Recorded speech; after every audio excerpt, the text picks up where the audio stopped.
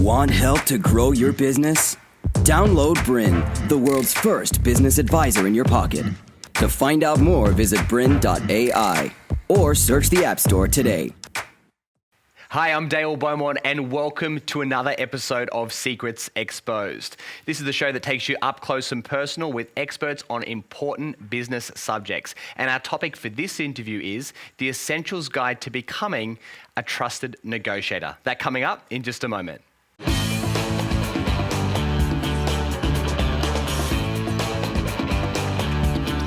My special guest today is the co-founder and managing director of The Trusted Negotiator. And our topic for this interview is the Essentials Guide to Becoming a Trusted Negotiator. And our special guest is Victoria Plaksin. Welcome to the studio. Thanks, Dale. It's a real pleasure to be here. Now, when did you first become passionate about the subject of negotiation? It's a really good question because I feel that negotiation is really part of our life from the very early beginnings, from when we're a kid, right? So, Mom, can I have a piece of chocolate, please? And we really start bargaining from very, very early days. But professionally, negotiation is something that was always a part of my career, be it in a corporate space or really in being involved in startups and growing businesses. So it's a skill that we rely on quite frequently. And even though I never really thought of myself as negotiating, that's ultimately what I was doing.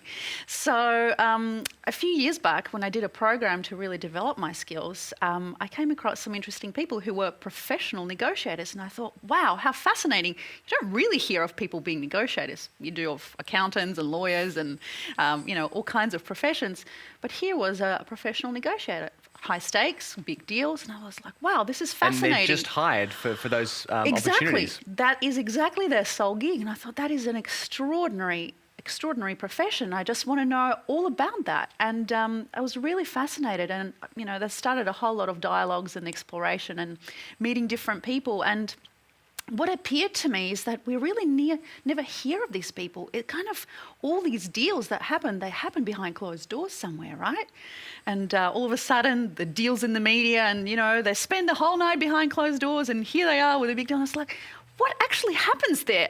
Who are these people and what do they do behind those closed doors to kind of, get the agreements that change our world? Be it the climate change agreement just a few months ago in Paris, be it the huge Sharp Foxconn deal a few weeks ago. Where do we hear about these people and how does it work? So I needed to know. I wanted to discover. And I've always had a passion for understanding people's psychology. How do people make decisions? Things like psychotherapy and NLP and, understanding dynamics between people has always fascinated me, something that I qualified in and I wanted to pursue in a business space. So there's some of the things we're going to go into in a lot more detail. Exactly. So I'm excited about that. So a few years ago, I really teamed up with a group of specifically negotiators who we really merged out of two spheres. So specifically the mindset and how emotions and how your mindset impacts deal making and how tactical skills, hard skills in negotiation, how do they work together? So that was the beginning of the Trusted Negotiator. All right. Now we have lots of small business and medium-sized business owners that watch our programs and they may be wondering right now, well, where would I be using these skills on, say, a given weekly or a monthly basis? When is negotiation going to be important? Yeah, Dale, it's a really great question because quite often people don't see themselves as negotiating.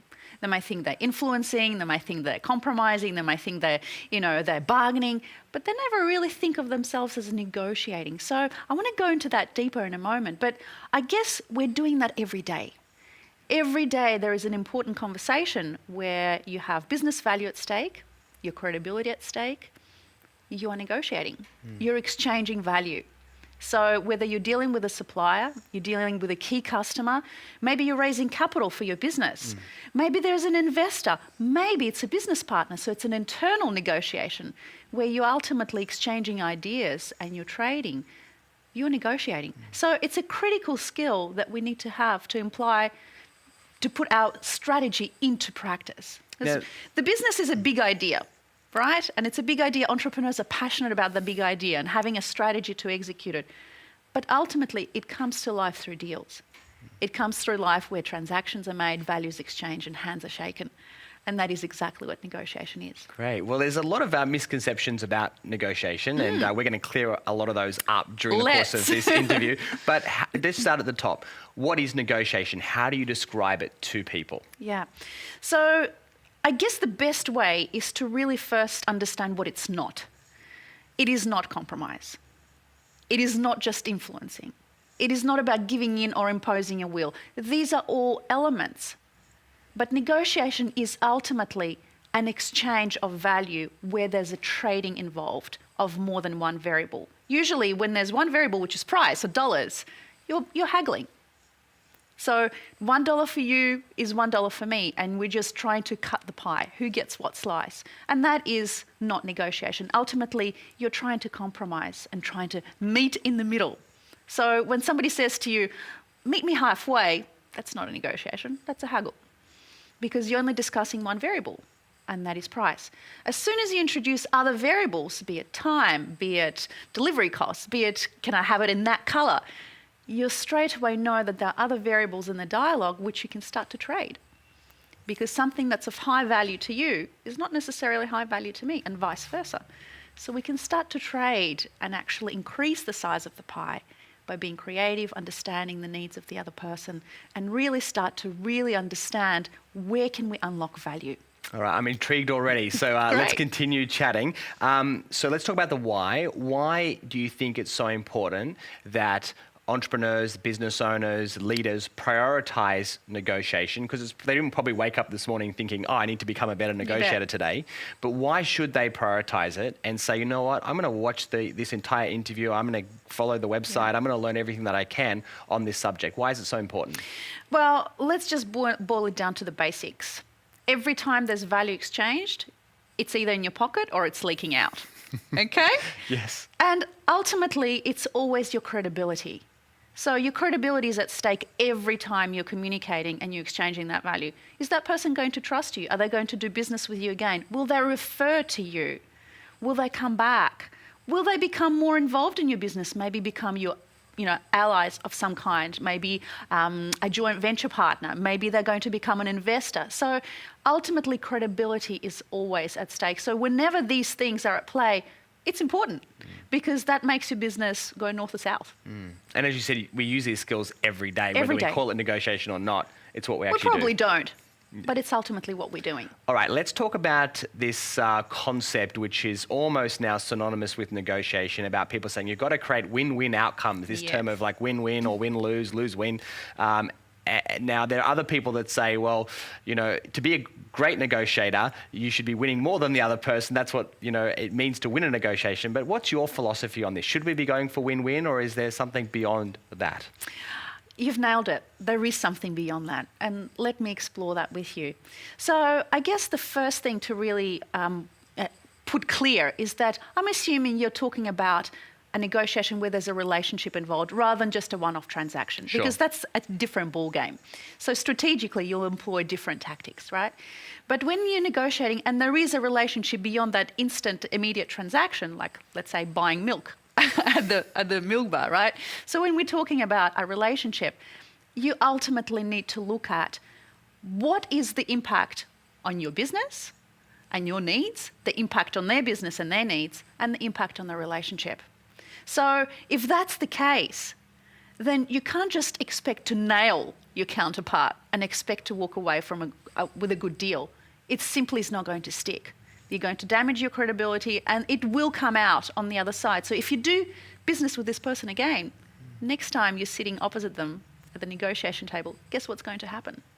Yeah, they'd be very sore and they're going to be, very cold. Will you pay for it? No. So ultimately, if somehow you've damaged the relationship in one transaction, it will come back. Yep. So it's really important to understand that the biggest value is going to be unlocked from the relationship if you're able to collaboratively do so, as opposed to so he's winning, she's winning, but ultimately we talk about winning with. Beyond win-win is the win with. How does Dale and Victoria, how do they win with each other's support?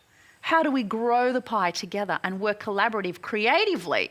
So we're not battling who gets which piece. So the piece of the pie is big enough for us to say, we're both satiated. And that can only be done collaboratively. Now, I want to ask you, with regards to negotiation, is it a skill that you're born with, or is it a skill that you can actually learn over time? Look, I truly believe that it's both. And it may seem like a conflicting response, but when we're a child, we kind of born with this negotiation spirit, right? So, Mum, can I have a chocolate? Mum, what if I do this? Can I have a chocolate then? So as a child, we have the confidence to ask for what we want, to advocate for our needs. And it seems that over time, we kind of lose that assertiveness and that ability to do that. And why do you think that is? Well, I think people lose confidence over time. They hear a lot of no's, so they figure out that, well, maybe it's not all right. Maybe I'll just stop doing that. So in one way, it is returning back to that childhood, that innocent confidence that we have, that assertiveness. But on the other hand, it is definitely a skill set that can be developed. If you can learn how to read, you can, or walk, you can learn how to negotiate.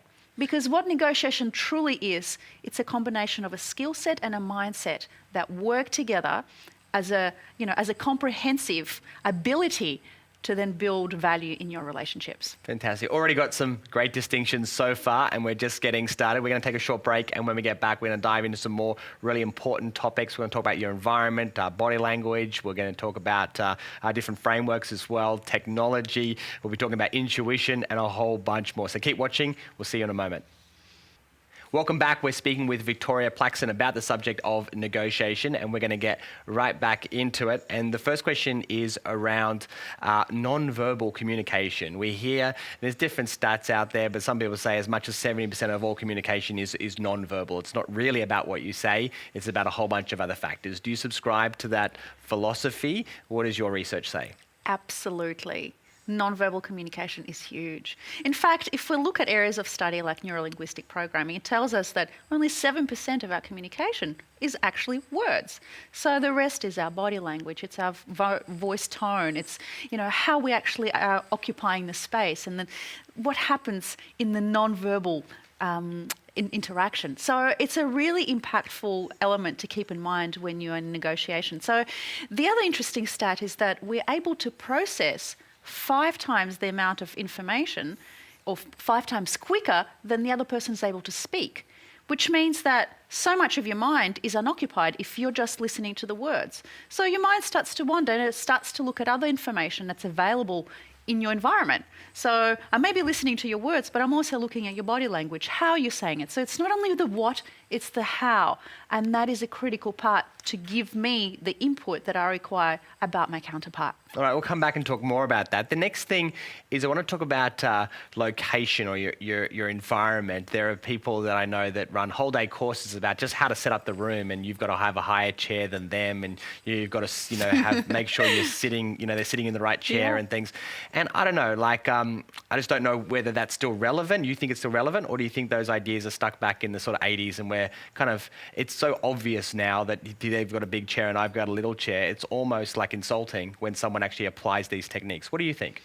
Dale, I think it's a really important topic to discuss because particularly when it comes to negotiation, people traditionally feel that it's about manipulating the other party and it's about making them feel dominated or inferior or somehow managing their power state. Okay, so I want to demystify that a little bit because ultimately it depends on your values and your intention.